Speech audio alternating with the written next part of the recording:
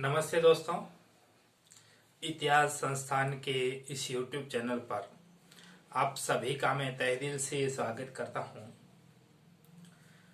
अपन ने पिछली क्लासों में हिस्ट्री के कुछ टॉपिक पढ़े थे, जिसमें सिंधु घाटी की सभ्यता, वैदिक संस्कृति, महाजनपद काल और मौर्य काल, गुप्त काल। उसके बाद अपन देखते हैं तो आधुनिक भारत का एक टॉपिक अपने डाला गया है 1857 की क्रांति। और इस 1857 की क्रांति को अपन को राजस्थान के संदर्भ में पढ़ना है, क्योंकि अपने सिलेबस के अंदर राजस्थान में जो हुई थी घटनाएं उनका सिलेबस के अंदर डाला गया है। तो संपूर्ण भारत के अंदर वैसे तो क्रांति होती है, पर अपन को सिर्फ राजस्थान के संदर्भ में पढ़नी। तो 1857 की क्रांति अपन पढ़ने जाते हैं, उससे पहले अपने मस्तिष्क के अंदर को सवाल बनते हैं कि आखिर ये क्रांति होती क्यों है। तो इसका ये जवाब है कि ये क्रांति एक अचानक हुई घटित घटना नहीं है। एक लंबे समय से अंग्रेजों द्वारा जो घटनाएं हुई या अंग्रेजों द्वारा जो प्रताड़ना अपने भारत के लोगों ने सहन की है, उस घटनाओं से परेशान होकर की क्रांति होती है। तो 1757 प्लासी का युद्ध, वहां से लेकर के 1857 तक जितने भी अंग्रेजों द्वारा भारत की जनता या भारत के सैनिकों पर जो उत्पीड़न किए गए थे, उनसे परेशान होकर के ये घटना घटित होती। इसके पीछे बहुत सारे कारण रहते हैं, परंतु इस 1857 की क्रांति होने के पीछे एक तात्कालिक कारण भी रहता है। और तात्कालिक कारण ये रहता है कि सैनिकों को एक राइफल दी जाती थी और उस राइफल के बदले बाद में उनको एक आधुनिक नई राइफल दी गई। और उस राइफल की अंदर क्या एक कारतूस लगते थे। और कारतूस में क्या होता था कि कारतूस गाय और सूअर की चर्बी के अंदर पैक होकर के आते थे। और बहुत सारे सैनिक हिंदू थे और बहुत सारे मुस्लिम थे। इन दोनों का ये दोनों पवित्र पशु माने जाते थे और उनकी चर्बी अपने मुंह में लगाना वर्जित मानते थे। इसलिए उस कारतूस का उपयोग करने के विरोध में उन्होंने उपयोग करने का विरोध किया और विरोध करने के फलस्वरूप क्रांति होती है। तो सबसे पहले घटित घटना को अपन यदि देखें तो पश्चिमी बंगाल के अंदर एक छावनी होती है जिसका नाम होता है बैरकपुर छावनी। और बैरकपुर छावनी के अंदर एक भारतीय सैनिक कार्यरत होता है, मंगल पांडे। और उस मंगल पांडे को अंग्रेज ये प्रेशर बनाते हैं कि आपको नई एनफील्ड राइफल जो दी गई है उसको आपको यूज में लेना है। और वो उसका यूज करने के लिए मना कर देता है कि इसके अंदर चर्बी लगी हुई है, मैं इसको यूज नहीं कर सकता। तो अंग्रेज उसको प्रताड़ित करते हैं और वो प्रताड़ित होकर के गोली चला देता है, 2 अंग्रेजों को मार देता है। तो ये घटना वहां से भड़क जाता है, एक विद्रोह का रूप ले लेता है। और धीरे धीरे ये संदेश पूरे भारत में फैल जाता है। और ये धीरे धीरे अपने उत्तर भारत की ओर बात करें तो 10 मई 1857 को मेरठ के अंदर, मेरठ यूपी के अंदर है, और मेरठ के अंदर ये क्रांति घटित होती। यहाँ से फिर संपूर्ण भारत के अंदर संदेश फैल जाता है और क्रांति की शुरुआत हो जाती है। तो सबसे पहले तो मैंने आपको बता दिया कि 1857 की क्रांति जो है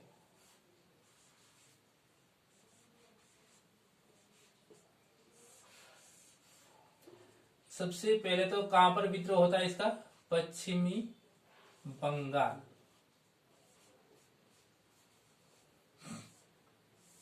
और पश्चिमी बंगाल के अंदर एक छावनी पड़ती है बैरकपुर छावनी। इस बैरकपुर छावनी का एक होता है सैनिक। बैरकपुर छावनी का सैनिक कौन है? मंगल पांडे।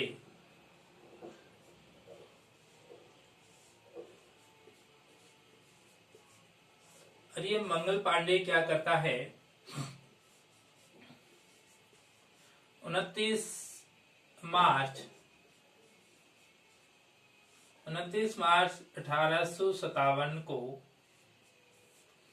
अंग्रेज इसको एनफील्ड राइफल का उपयोग करने के लिए बोलते हैं और वो एनफील्ड राइफल का उपयोग नहीं करते हैं और अंग्रेजों पर गोली चला लेते हैं और 2 अंग्रेज मारे जाते हैं। तो सबसे पहले घटना कहाँ घटित हुई? बैरकपुर छावनी। कहां पर पड़ता है? पश्चिमी बंगाल के अंदर। और सैनिक कौन था? तो सैनिक था मंगल पांडे। घटना कब हुई? 29 मार्च 1857 के अंदर। उसके बाद ये देखे तो सेकंड घटना ये देखते कि मेरठ के अंदर, मेरठ, और मेरठ है ये सब यूपी में पड़ता है। कहां पर है? अभी यूपी के अंदर। यूपी के अंदर मेरठ के अंदर 10 मई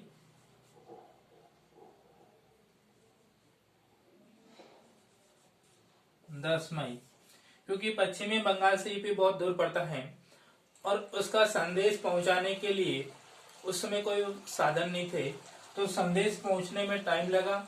मार्च संदेश पहुंचा मई के अंदर।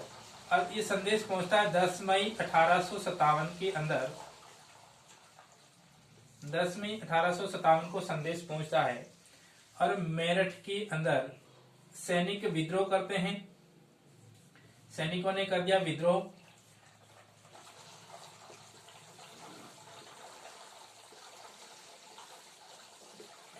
और ये सैनिक कहां चले गए? दिल्ली। दिल्ली चले जाते हैं और दिल्ली जाकर के लाल किला को घेर लेते हैं। किसको घेरते हैं? लाल किले को। लाल किले को घेर लेते हैं और इस लाल किले के अंदर बहादुर शाह जफर, बहादुर शाह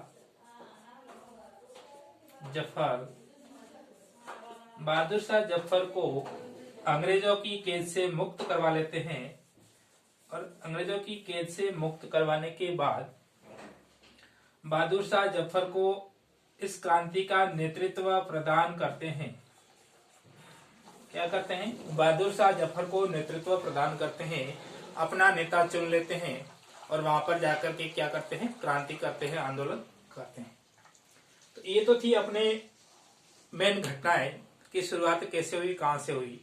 यदि सबसे पहली घटना का पूछे तो बैरकपुर छावनी, पश्चिमी बंगाल, मंगल पांडे सैनिक, और 29 मार्च 1857 आपको बताना। यदि संपूर्ण भारत के अंदर पूछे कि भारत के अंदर इस क्रांति की शुरुआत कहां से हुई थी, भारत के अंदर यदि क्रांति की शुरुआत पूछे तो आपको बताना है 10 मई 1857 मेरठ के अंदर। और मेरठ के सैनिकों ने विद्रोह किया और विद्रोह करके दिल्ली चले गए।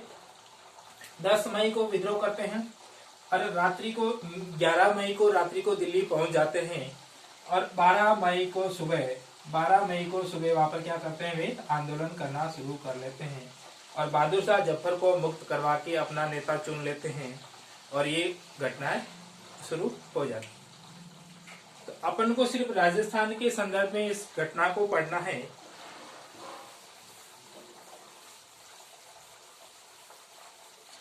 राजस्थान के संदर्भ में देखें तो पश्चिमी बंगाल से राजस्थान बहुत दूर पड़ता है और संदेश पहुंचने में टाइम लग जाता है। और अपने राजस्थान में अजमेर जिले के अंदर नसीराबाद के अंदर एक छावनी होती है, नसीराबाद की छावनी। और सबसे पहले यहाँ संदेश पहुंचता है राजस्थान में। कहां पर पहुंचता है? राजस्थान में। राजस्थान में संदेश पहुंचता है नसीराबाद।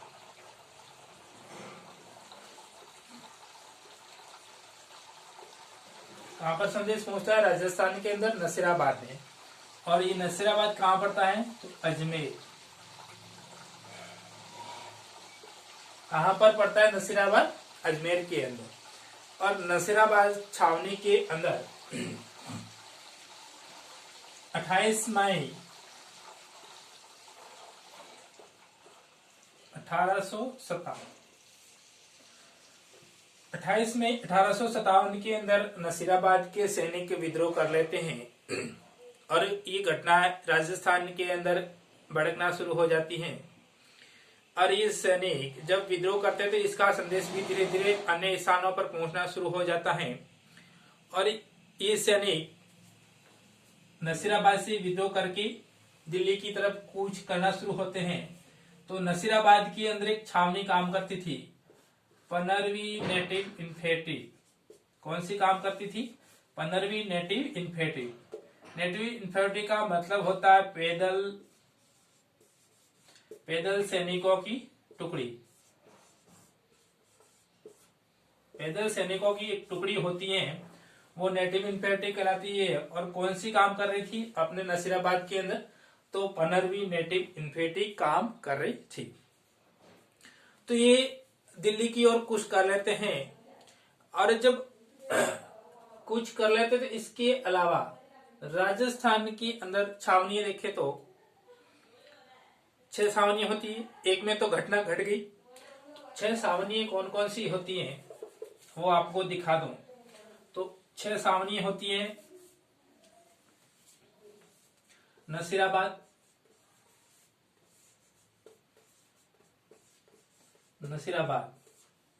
सेकंड में देखें तो नीमच, देवली,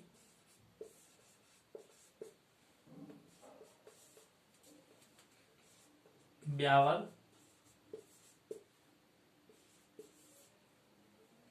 एरिनपुरा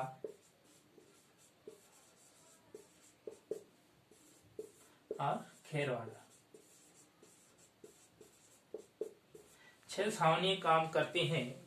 नसीराबाद के अंदर घटना भड़क जाती है, धीरे धीरे संदेश पहुंचता है और यहाँ पर भी घटनाएं घटनी शुरू हो जाती है। तो ये घटनाएं धीरे धीरे संदेश अन्य स्थानों पर पहुंच जाता है और जहां जहां संदेश पहुंचता है वहां पर घटना शुरू हो जाती है। और इन छावनियों पर बहुत सारे पॉलिटिकल एजेंट काम करते थे। यहाँ रियासतों के अंदर बहुत सारे पॉलिटिकल एजेंट बहुत काम करते थे। तो यहाँ के सैनिक दिल्ली की ओर कूच कर लेते हैं और इसके बाद संदेश पहुंचता है एरिनपुरा।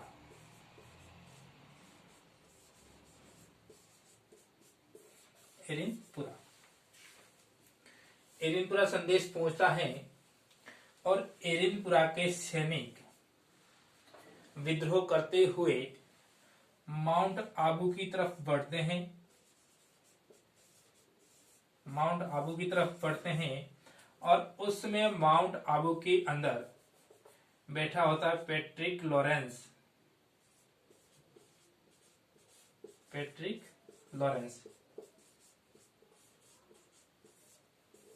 उसमें पैट्रिक लॉरेंस माउंट आबू के अंदर बैठा होता है और ये पैट्रिक लॉरेंस क्या है? AGG agent to governor general. इसके ऊपर होता था गवर्नर जनरल, उसके नीचे होता था AGG और इसके नीचे होता था PA पॉलिटिकल एजेंट। और इनके पॉलिटिकल एजेंट कहाँ बैठते थे ये सभी? तो देसी रियासत जो रजवाड़े थे, रियासत या शासक मान लो आप, शासक जो भी शासक थे ना वो इन पॉलिटिकल एजेंटों के साथ में काम करते थे, मिले हुए थे। तो उस समय अपना गवर्नर, भारत के अंदर जब क्रांति होती है तो उस समय कौन होता है? कैनिंग। तो कैनिंग होता उस समय गवर्नर जनरल और अपने राजस्थान के अंदर agent to governor general AGG कौन होता है? Patrick Lawrence. और जो ये पॉलिटिकल एजेंट होते हैं ये सभी अलग अलग होते हैं, सभी रियासतों पे अलग अलग थे। जैसे जोधपुर की बात करें तो जोधपुर पर कौन था? मैकमोहन।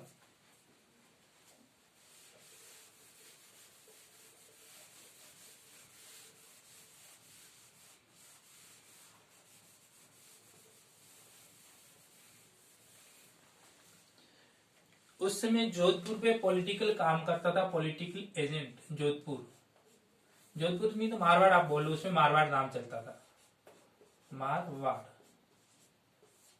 यहाँ पर काम करता था मेक मोशन। कौन था जोधपुर का पॉलिटिकल एजेंट? मारवाड़ का पॉलिटिकल एजेंट कौन था? Make motion. और यदि मेवाड़ की बात करें, मेवाड़, तो मेवाड़ का पॉलिटिकल एजेंट कौन था? सौर।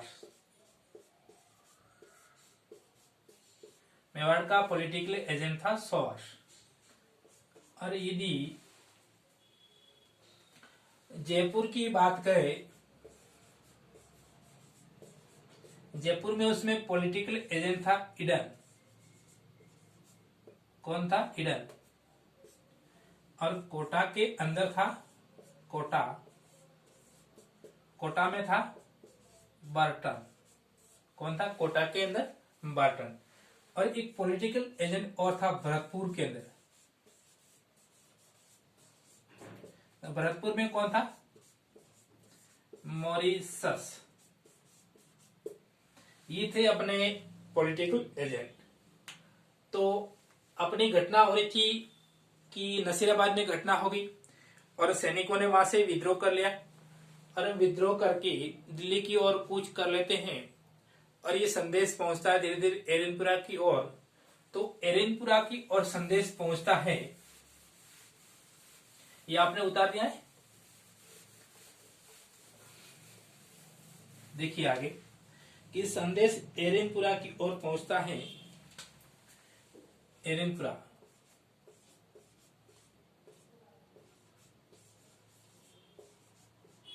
और ये एरनपुरा पड़ता है पाली में, ठीक है। एरनपुरा के अंदर संदेश पहुंचता है। एरनपुरा के सैनिक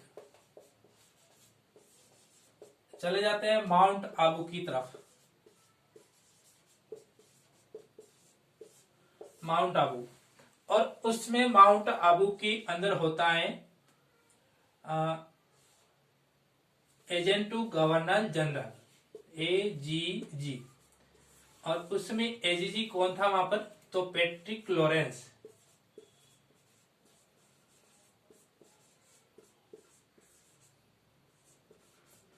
पैट्रिक लॉरेंस, पैट्रिक लॉरेंस भाई साहब वहां बैठे थे आबू के अंदर। और ये सैनिक पहुंच जाते हैं आबू के अंदर, और संदेश पहुंचता उससे पहले भाई साहब आबू से भाग जाते हैं। पैट्रिक लॉरेंस आबू से क्या हुआ? भाग गया। और भाग करके कहां पहुंच गया? जोधपुर। कहां पर पहुंच गया भाग करके? जोधपुर। तो इन सैनिकों ने क्या किया? सैनिकों ने आबू के अंदर जो अंग्रेज थे, कौन थे? अंग्रेज। पैट्रिक लॉरेंस तो भाग गया, अब अंग्रेजों को इन्होंने क्या किया? मारा। अंग्रेजों को मार डाला। उस समय अंग्रेजों को कहते थे फिरंगी। क्या कहते थे? फिरंगी। तो एरनपुरा के सैनिकों ने आबू के अंदर जाकर के अंग्रेजों को मारा, और अंग्रेजों को उस समय कहते थे फिरंगी। तो एक नारा चला कि चलो दिल्ली,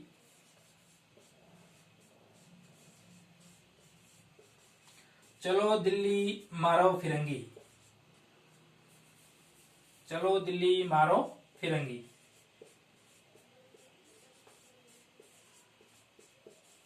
क्योंकि नसीराबाद के सैनिक दिल्ली चले गए थे, एरनपुरा के सैनिकों को दिल्ली जाना था। आबू होते हुए अंग्रेजों को मार करके दिल्ली गए, तो चलो दिल्ली मारो फिरंगी, अंग्रेजों को उस समय कहा जाता था फिरंगी। तो ये नारा किस छावनी ने दिया? एरनपुरा की छावनी ने नारा दिया, चलो दिल्ली मारो फिरंगी, क्योंकि अंग्रेजों को उस समय फिरंगी कहा जाता था। तो ये होगी अपनी घटना एरनपुरा की। एरनपुरा से धीरे धीरे संदेश पहुंचता है आउवा। कहां पर पहुंच जाता है? आउवा।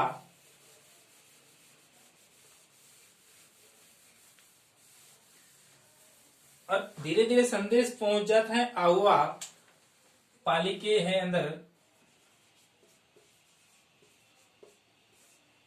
और आउवा संदेश पहुंचता है तो आउवा के ठाकुर होते हैं, ठाकुर कौन है? कुशाल सिंह।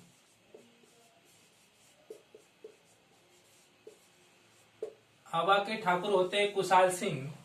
इनके पास संदेश पहुंचता है, सैनिक सभी दिल्ली चले जाते हैं, क्रांति का नेतृत्व करते हैं। क्या करते हैं? नेतृत्व। और नेतृत्व करके जनता को इकट्ठा करके क्रांति करना शुरू कर देते हैं। जब ये क्रांति करते हैं और अंग्रेजों को भगा देते हैं मार करके, तो क्या होता है कि सैनिक चले जाते हैं, आम जनता को इकट्ठा करके क्रांति करते हैं। और क्रांति करते हुए जो जोधपुर भाग गया था पैट्रिक लॉरेंस, जोधपुर कौन भाग गया था? Patrick Lawrence.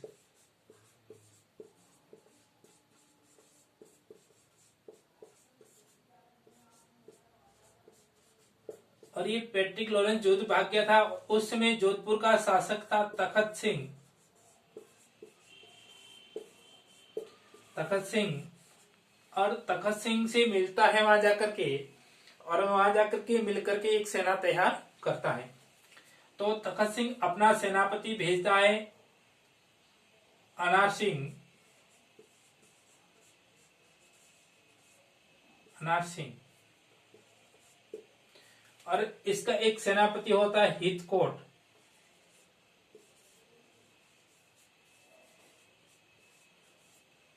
कौन होता है? अंग्रेज सेनापति होता है हितकोट, और तखत सिंह का सेनापति होता है अनार सिंह। उधर ठाकुर कुशाल सिंह होते हैं, और ठाकुर कुशाल सिंह सेना लेकर के चलते हैं।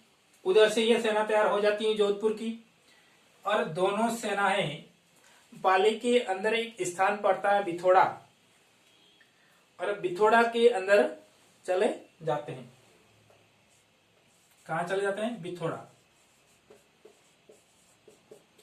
बिथोड़ा में जाते हैं, और बिथोड़ा के अंदर युद्ध होता है। ये पड़ता है पाली में।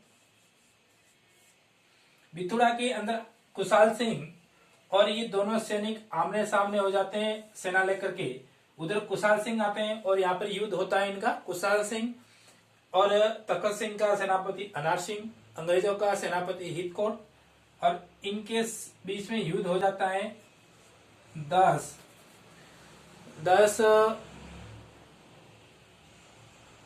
एक मिनट, सॉरी मैं डेट भूल रहा हूं वापस।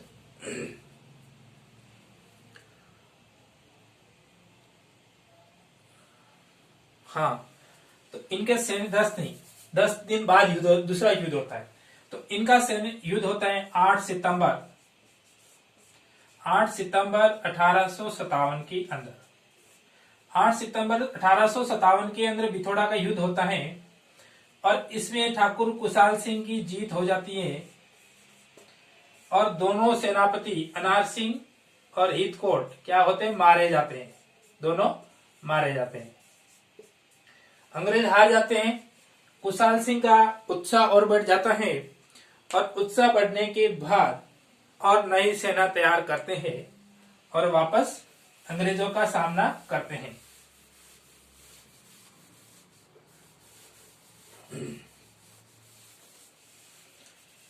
फिर जस्ट उसके 10 दिन बाद 8 सितंबर 1857 के 10 दिन बाद पैट्रिक लॉरेंस वापस सेना तैयार करता है, और इसके साथ मिल जाता है जोधपुर का पीए पॉलिटिकल एजेंट, और उसमें पॉलिटिकल एजेंट होता है मैकमोसन। कौन होता है? मैकमोसन। पैट्रिक लॉरेंस और मैकमोसन सेना तैयार करके लेकर के वापस कुशाल सिंह पर अटैक करते हैं। उधर से ठाकुर साहब भी सेना लेकर के आ जाते हैं, और इस बार आते हैं चेलावास में। कहां पर आते हैं? चेलावास। और ये भी चेलावास स्थान पड़ता है पाली के अंदर। और 8 सितंबर 1857 के जस्ट 10 दिन बाद 18 सितंबर 1857 चेलावास के अंदर युद्ध होता है। युद्ध के अंदर मैक मौसन का सिर काट दिया जाता है, सिर काट देते हैं। पैट्रिक लॉरेंस वापस भाग जाता है। मैक मौसन का सिर काट करके आउवा के किले पर लटका दिया जाता है। कहां पर? आउवा, आउवा के किले पर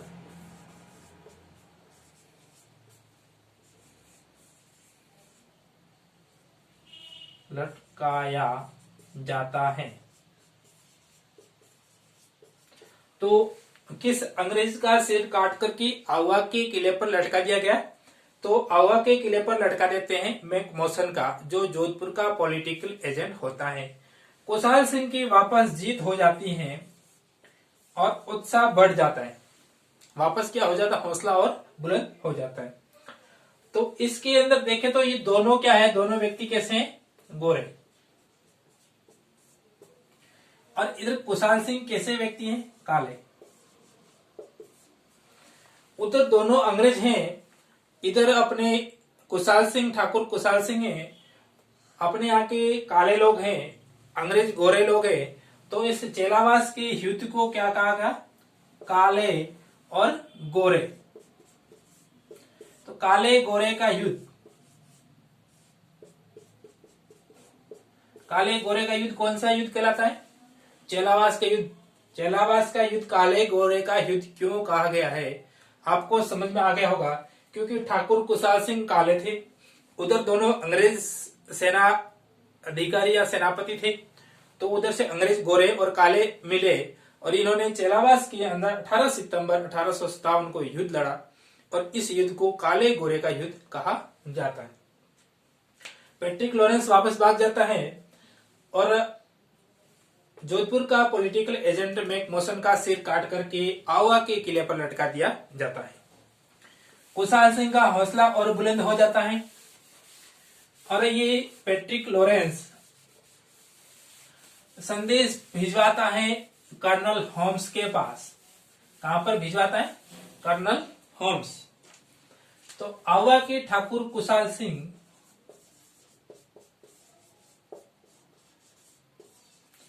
अपनी सेना तैयार करते हैं। पैट्रिक लॉरेंस संदेश भिजवाता है कर्नल होम के पास।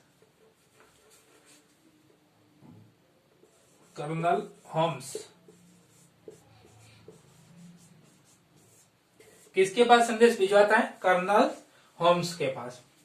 इधर ठाकुर कुशाल सिंह सेना तैयार करते हैं। कर्नल होम्स 20 जनवरी 1858 के अंदर सेना लेकर के आ जाता है, आउवा पर अटैक करता है, कुशाल सिंह पर क्या करता है? आक्रमण। और कुशाल सिंह यहाँ का किले का भार, आउवा का किला छोड़ करके भाग जाते हैं और किले का भार देते हैं पृथ्वी सिंह को। किसको देते हैं? पृथ्वी सिंह। और ये पृथ्वी सिंह कहां का था? सलूम्बर का। सलूम्बर की पृथ्वी सिंह को किले का भार छोड़ करके भाग जाते हैं और कर्नल होम्स आकर के आउवा पर आक्रमण कर लेता है, बहुत सारा नुकसान पहुंचाता है। और आउवा की एक आराध्य देवी होती है, कुशाल सिंह की आराध्य देवी होती है सुगाली माता।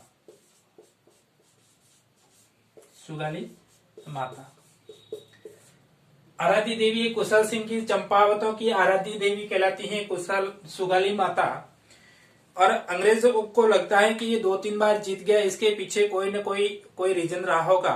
तो उनको लगता है कि भाई सुगाली माता के कारण ये इतना युद्ध जीत गया। तो कर्नल होम्स सुगाली माता की मूर्ति लेकर के चला जाता है अजमेर और वहां पर जाकर के मूर्ति को रख लेता है। तो यदि अभी पूछ ले कि वर्तमान में सुगाली माता की मूर्ति कहां पर है, तो वर्तमान में सुगाली माता की मूर्ति अजमेर संग्रहालय के अंदर रखी हुई है। तो इसलिए सुगाली माता क्या कराई? 1857 की क्रांति 1857 की क्रांति की देवी, 1857 की क्रांति की देवी कौन कहलाई? सुगाली माता। यदि कह आपसे पूछ लिया जाए कि कुशाल सिंह की आराध्य देवी, तो क्या कहोगे? सुगाली माता। चंपावतों की आराध्य देवी, तो सुगाली माता, क्योंकि कुशाल सिंह का एक गोत्र था चंपावत। कुशाल सिंह ठाकुर कुशाल सिंह चंपावत थे, तो चंपावतों की आराध्य देवी सुगाली माता। 1857 की क्रांति की देवी सुगाली माता। हाल में सुगाली माता की मूर्ति कहां पर है? अजमेर संग्रहालय में। और कहां से लेकर गया कर्नल सॉम्स? तो आउवा से। ठीक है, ये था अपना कुशाल सिंह, ठाकुर कुशाल सिंह। और ये भाग जाते और उसका किले का भार संभालते ठाकुर पृथ्वी सिंह, जो सलूम्बर के उदयपुर के अंदर। उनके बाद क्या करें? इनकी बहुत सारे, ठाकुर कुशाल सिंह की बहुत सारे सहायता करते हैं। तो उसके अंदर बहुत सारे जैसे सैनिक, सॉरी ये रजवाड़े रेस्ते होती है, तो एक होता है रूपावास, एक होता है सलूम्बर,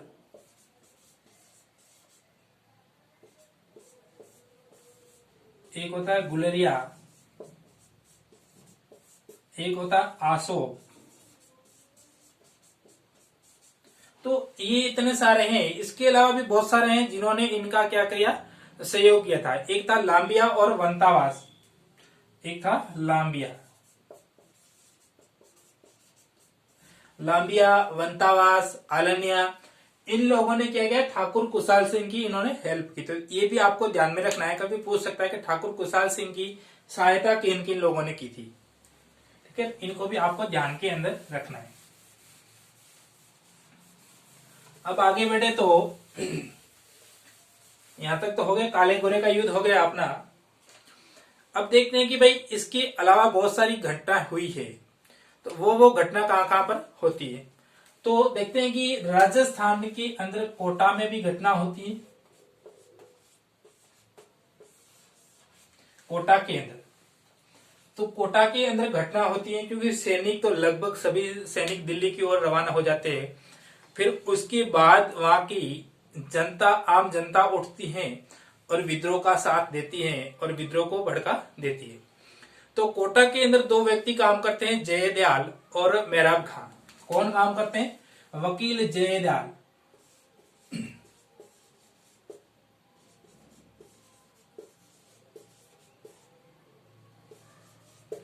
और दूसरा व्यक्ति होता है मेहराब खान।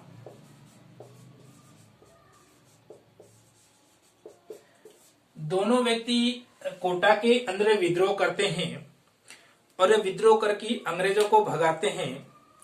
और कोटा का उसमें पॉलिटिकल एजेंट होता है, मैंने आपको पहले बता दिया। तो कोटा का पॉलिटिकल एजेंट होता है उसमें बर्टन। ये विद्रोह करते हैं, जनता इनके साथ खड़ी हो जाती है। बर्टन के दो पुत्र होते हैं साथ में, कितने? दो पुत्र, और इनका एक डॉक्टर होता है कॉटम। भाई साहबों ने विद्रोह किया, जनता को भड़काया, जनता ने इन तीनों को मार डाला। बर्टन का सिर काट करके कोटा शहर में घुमाया।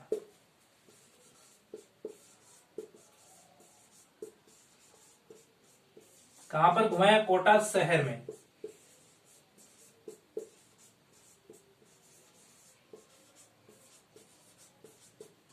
एक का सिर काट करके आवा के किले पर लटकाया था। कौन था? जोधपुर का पॉलिटिकल एजेंट, और वो होता मैकमोसन।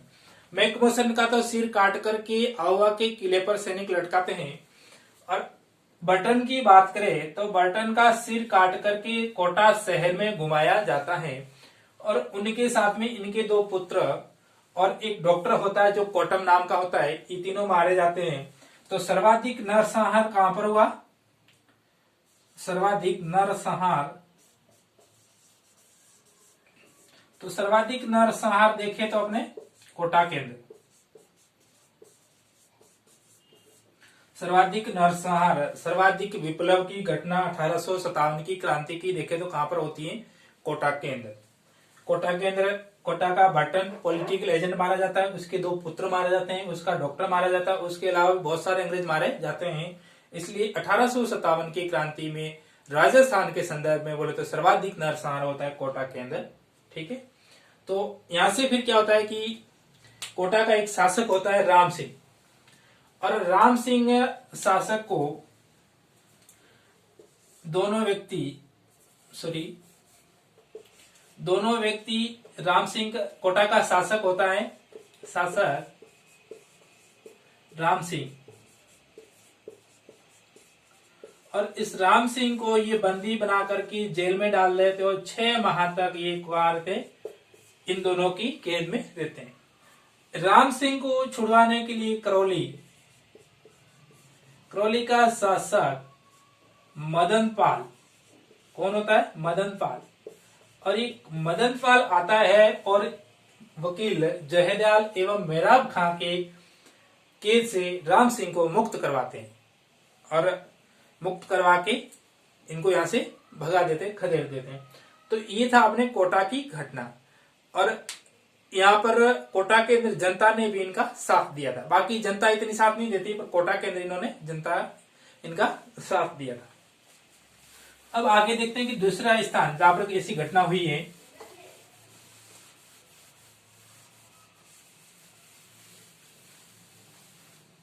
तो आगे बढ़े तो कोटा में ये घटना होगी, और कोटा से आगे देखे तो धौलपुर में भी ये घटना होती है। कहां पर होती है? धौलपुर में।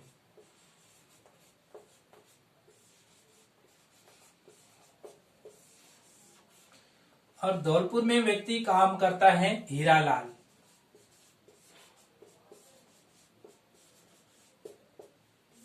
हीरालाल नाम का एक व्यक्ति जो धौलपुर के अंदर काम करता है, और दूसरा व्यक्ति होता है रामचंद्र। हीरालाल और रामचंद्र नाम के 2 व्यक्ति कोटा के अंदर विद्रोह करते हैं। कोटा के अंदर इनका साथ देती है जनता, धौलपुर के अंदर विद्रोह करते हैं हीरालाल और रामचंद्र, और विद्रोह करके धौलपुर के किले से तोपों को लूट लेते हैं। धौलपुर के किले से तोप को लूट लेते हैं, और इन तोप को लूट करके ये चले जाते हैं आगरा, और आगरा के किले को घेर लेते हैं।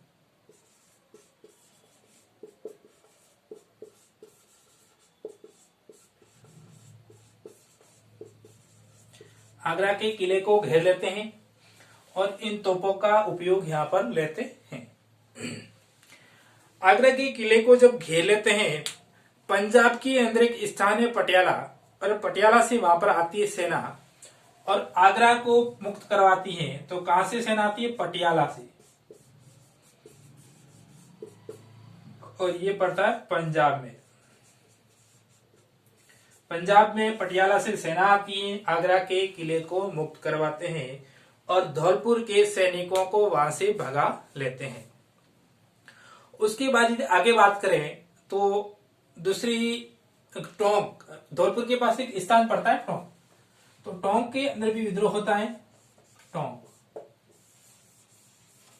टोंक का शासक होता है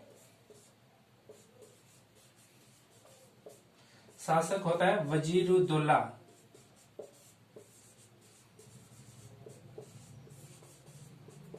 और वजीरुद्दौला अंग्रेजों से मिला हुआ होता है।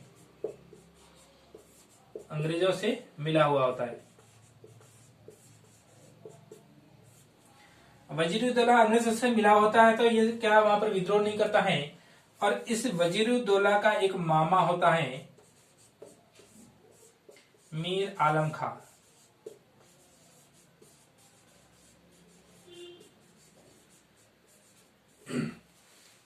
वजीरुद्दौला विद्रोह नहीं करता है, और मीर आलम खां क्या करता है? विद्रोह करता है, और सैनिकों का साथ लेकर के विद्रोह करते हुए महिलाओं को भी आह्वान करते हैं, और महिलाएं इस मीर आलम का सहयोग करती हैं।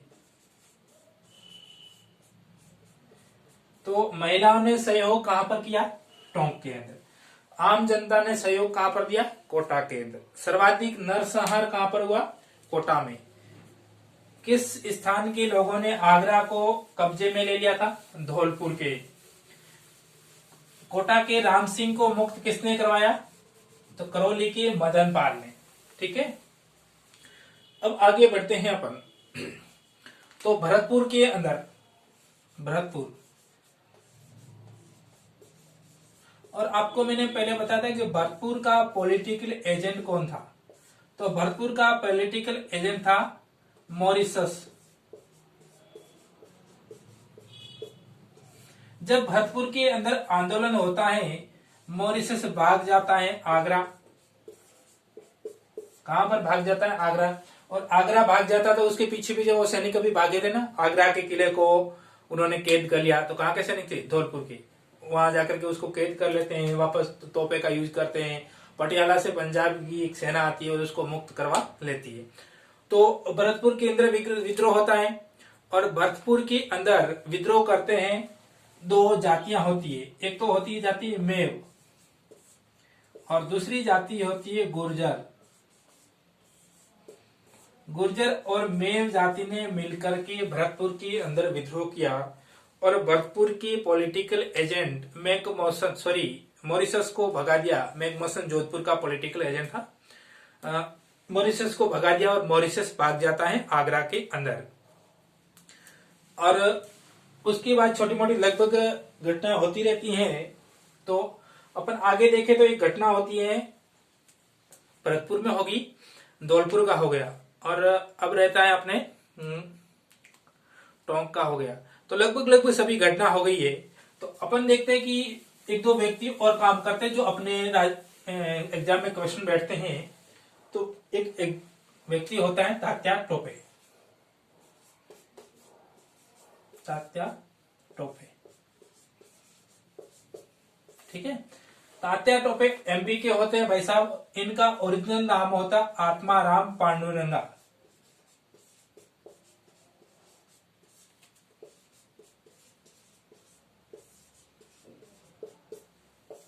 ओरिजिनल नाम क्या होता है? आत्माराम पांडुरंगा। इनका वास्तविक नाम है, क्या है? वास्तविक नाम।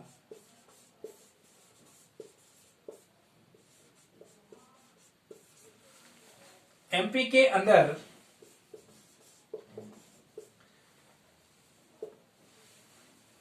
अंदर घटनाएं करते हैं, और पुलिस इनके पीछे लग जाती है। अपना नाम बदल करके आत्माराम पांडुरंगा से नाम बदल लेते हैं तात्या टोपे। सिर में टोपा पहनते हुए राजस्थान में पहुंच जाते हैं, और राजस्थान में आकर के यहाँ पर घटना करने का काम करने की सोचते हैं। तो एमपी की पुलिस को पता चल जाता है और राजस्थान संदेश भिजवा देता है। तो तात्या टोपे राजस्थान के अंदर प्रवेश कर जाते हैं, और राजस्थान में सबसे पहले प्रवेश करते हैं ये 18 अगस्त 1857 को। 18 अगस्त 1857 को प्रवेश करते हैं।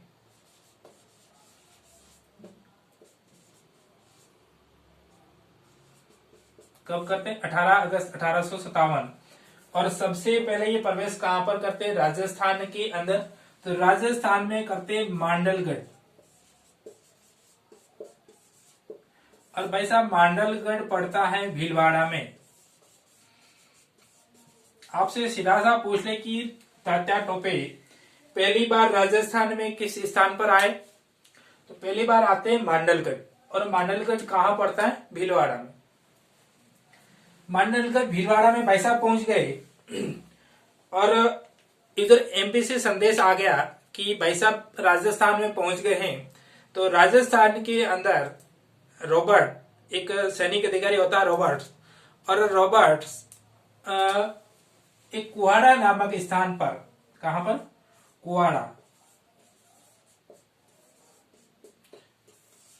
कुहाड़ा नामक स्थान पर रॉबर्ट्स सेनापति होता है। रॉबर्ट सेनापति सेना लेकर कुहाड़ा में पहुंच जाता है। उधर तात्या टोपे भी पहुंच जाते हैं। रॉबर्ट्स तात्या टोपे को हरा देते हैं और हार करके तात्या टोपे वापस भाग जाते हैं एमपी में, और एमपी में पहुंच जाते हैं ग्वालियर। कहां पहुंच जाते हैं? ग्वालियर। सेकंड बार एमपी में ये यहां से युद्ध हारते हैं कुवाड़ा से, वापस पहुंच जाते हैं एमपी में पहुंच जाते हैं ग्वालियर। ग्वालियर में पुलिस वापस इनके पीछे लग जाती है और वापस राजस्थान आने का रुख करते हैं। तो आत्माराम पांडुरंग तात्या टोपे के नाम से दूसरी बार राजस्थान में आते हैं बांसवाड़ा। कहां पर आते हैं? बांसवाड़ा। फर्स्ट बार तो आए मांडलगढ़ भीलवाड़ा, सेकंड बार आते हैं बांसवाड़ा के अंदर।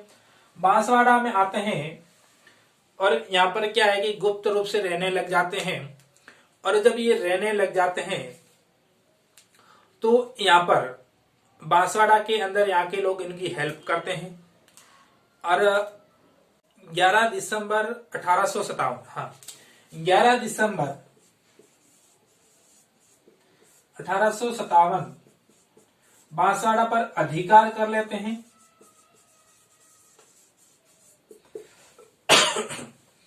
बांसवाड़ा पर अधिकार कर लेते हैं 11 दिसंबर 1857 को ये, और यहाँ की जनता इनकी हेल्प करती है।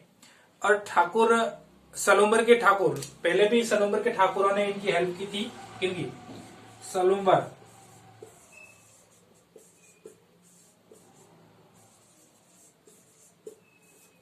एक तो सलूम्बर के ठाकुर थे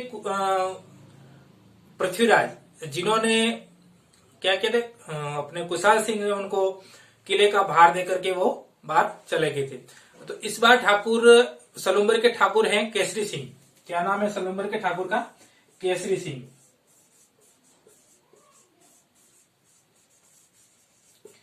और केसरी सिंह इनको रसद वगैरह देते हैं और बांसवाड़ा पर अधिकार करने में इनकी हेल्प करते हैं। और एक व्यक्ति होता है टोंक का, जो इनकी हेल्प करता है। वो होता है मोमेडियन लोग होते हैं, नाम कुछ ऐसा ही है उनका, नासिर मोहम्मद खां। हाँ, नासिर मोहम्मद खां।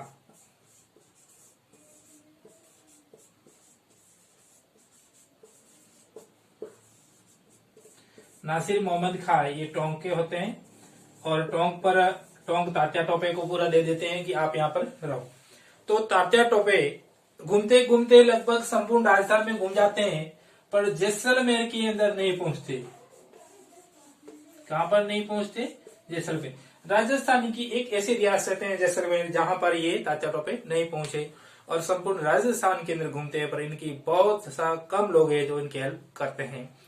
और इनकी हेल्प करने के बाद ये यहाँ पर आकर के काम करना शुरू कर देते हैं, और काम करते करते यहाँ पर बहुत अच्छा खासा ये अपना नाम करते हैं। और उनके बाद वापस इनके पुलिस पीछे लग जाती है, और जब पुलिस इनके पीछे लगती है तो तात्या टोपे क्या करते हैं? वापस भाग जाते हैं, और भाग करके तात्या टोपे चले जाते हैं एमपी में। और एमपी में जाते हैं नरवर के जंगलों में।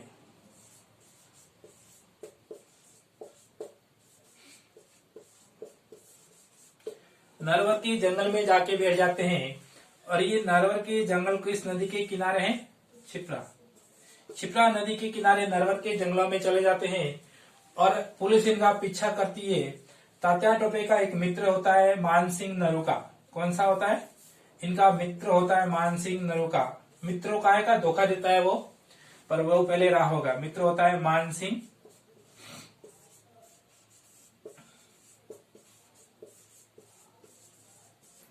और मानसिंह नरूका अंग्रेजों को इनका संदेश भेज देते हैं कि तात्या टोपे नरवर के जंगलों में छिप्रा नदी के किनारे बैठे हुए हैं। तो अंग्रेज वहां जाते हैं और तात्या टोपे को वहां से गिरफ्तार कर लेते हैं, और गिरफ्तार करके इनको वहां पर फांसी दे दी जाती है। और 18 अप्रैल 1859 के अंदर कब दी जाती है? तो उनको गिरफ्तार कर लिया जाता है और वहां पर दी जाती है इनको फांसी। और फांसी कब दी जाती है इनको? 18 अप्रैल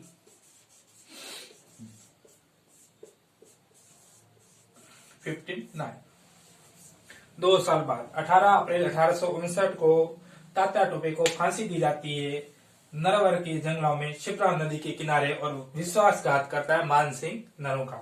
और तात्या टोपे का हो जाता है ये यहाँ पर एंड। तो ये था अपना इस क्रांति का प्रमुख युद्ध।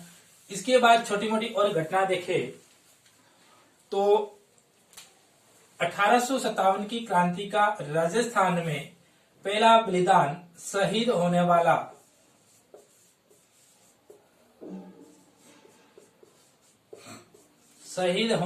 कौन था? तो पहला शहीद होने वाला था, ये लिख देता हूं पहला, आप भूल जाओगे। पहला शहीद हुआ था अमर सिंह माठिया।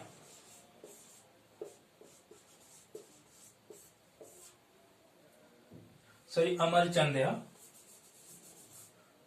अमरचंद माठिया।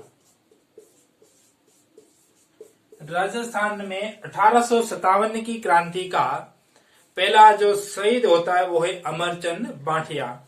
इसको क्या बोलते हैं, राजस्थान के क्रांति में पहला शहीद होने वाला व्यक्ति है ये। और इनके बाद दूसरी घटना देखें तो कि बीकानेर का शासक, बीकानेर, और इस बीकानेर का शासक होता है सरदार सिंह।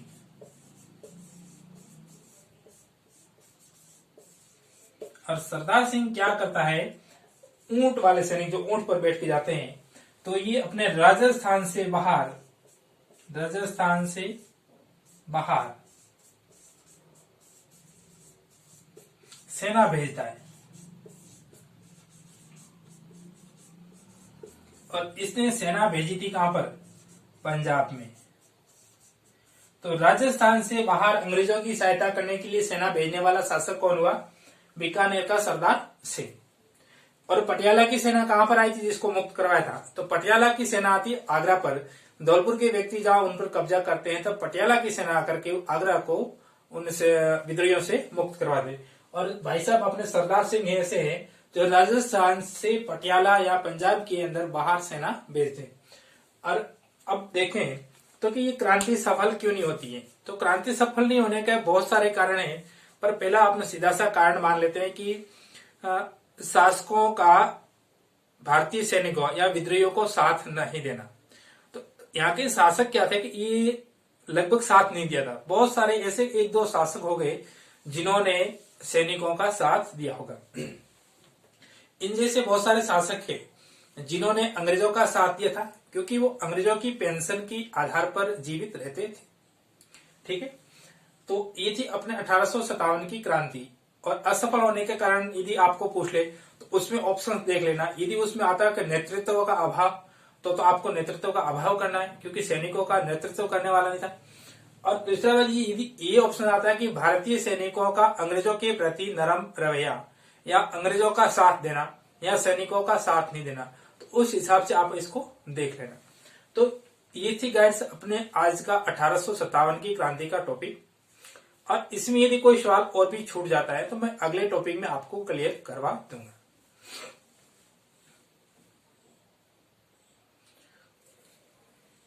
ठीक है, तो धन्यवाद आप सभी को, आपने यहां तक ये देखा सब।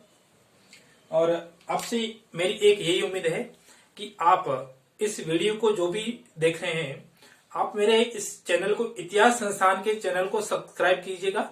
मैं जैसे जैसे अपने सिलेबस के अंदर जो टॉपिक हैं उन सभी का वीडियो आपके अपलोड करता रहूंगा।